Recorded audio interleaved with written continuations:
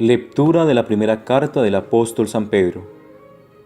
Queridos hermanos, a los presbíteros en esa comunidad, yo, presbítero como ellos, testigo de los sufrimientos de Cristo y partícipe de la gloria que va a manifestarse, los exhorto, sean pastores del rebaño de Dios que tienen a su cargo, gobernándolo no a la fuerza, sino de buena gana, como Dios quiere, no por sórdida ganancia, sino con generosidad, no como déspotas sobre la heredad de Dios, sino convirtiéndose en modelos del rebaño. Y cuando aparezca el Supremo Pastor, recibirán la corona de gloria que no se marchita. Palabra de Dios.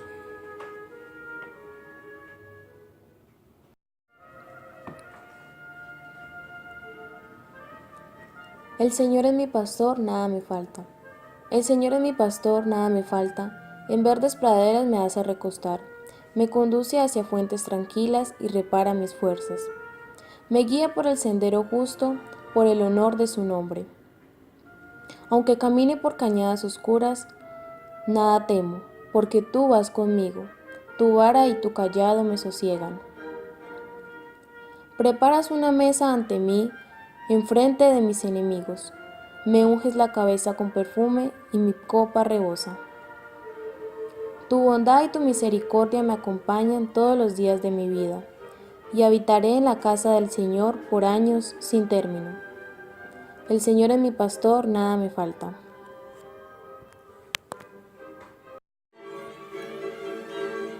Del Santo Evangelio según San Mateo.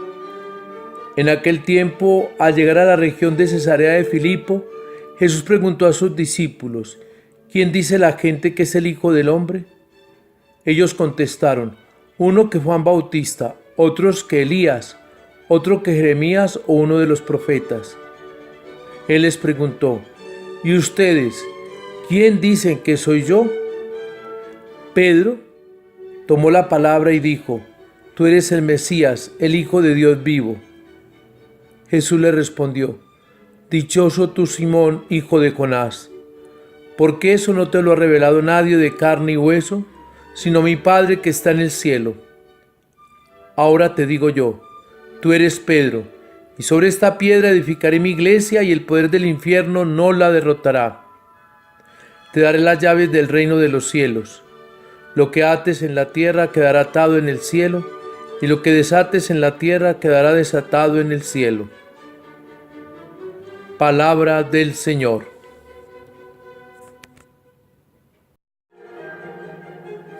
Hermanos, celebra la Iglesia en este 22 de febrero una fiesta muy antigua, celebrada tanto en Oriente como en Occidente.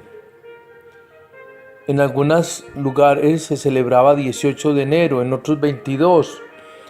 Hubo un momento en que se quiso sacar del tiempo de la Cuaresma, porque en algunos días o años mejor, esta fiesta cae entre Cuaresma. Pero al fin la reforma posconciliar del Concilio Vaticano II fijó definitivamente la fiesta para este 22 de febrero.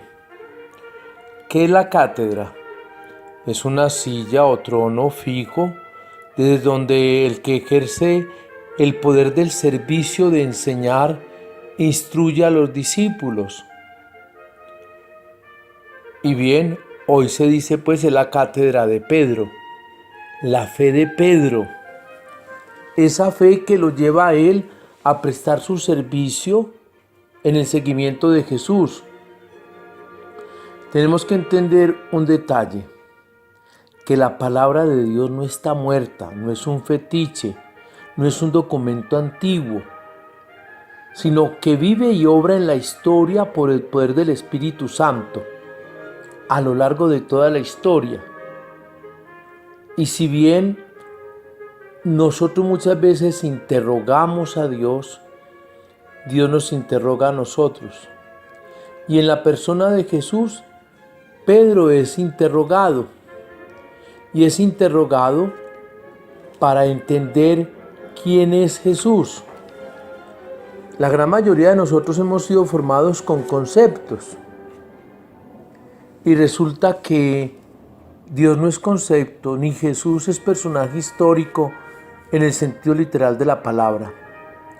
Para responder a la pregunta ¿quién es Jesús?, necesitamos entender que primero hay que ser discípulos a los pies de Jesús, a la escucha atenta de su palabra. No podemos concluir que el cristianismo es una ideología, o una doctrina, o una moral, o una filosofía, o un tratado psicológico para animar a los decaídos.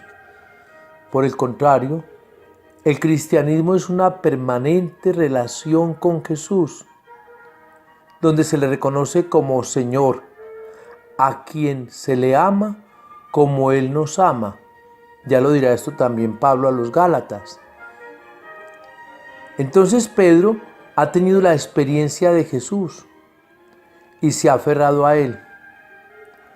Y de ahora en adelante, Él recibe el don de ese conocimiento, de Él que solo se da a quien lo ama. Solo se entiende a Jesús cuando se vive la experiencia de Jesús. Y la experiencia se vive partiendo de una realidad: Él me ama. Y cuando me siento amado, yo sé amar. Y cuando yo sé amar, yo sé confesar que Jesús es el Cristo, el Hijo de Dios, el centro de la fe. Ese es el papel de Pedro en nuestra vida de fe, en la historia de nuestra iglesia. Por eso él es piedra. Piedra en cuanto que tiene la experiencia de confesar a Jesús como Mesías, y sobre esa experiencia de Pedro se edifica la de toda la comunidad que, como nosotros, profesamos la fe en creer que Jesús es el Señor, el Salvador. Es bueno que esto lo entendamos en esta fiesta, porque la fe nuestra comienza donde dejamos de cuestionar al Señor y ahora somos los cuestionados por Él. Es Dios que nos interroga, lo he dicho al principio. Y el problema no es el interrogante acerca de Dios o interrogarlo, sino el dejarnos interrogar por Él en el hoy de nuestra historia, de nuestra existencia, y entender lo que Él es para nosotros. La fe es una responsabilidad del que tiene el encuentro personal con Jesucristo. Dejémonos pues interrogar por Él, según el Espíritu, y corramos la aventura del seguimiento de Cristo. Y la respuesta está en encontrar la humanidad de Jesucristo en nuestra humanidad.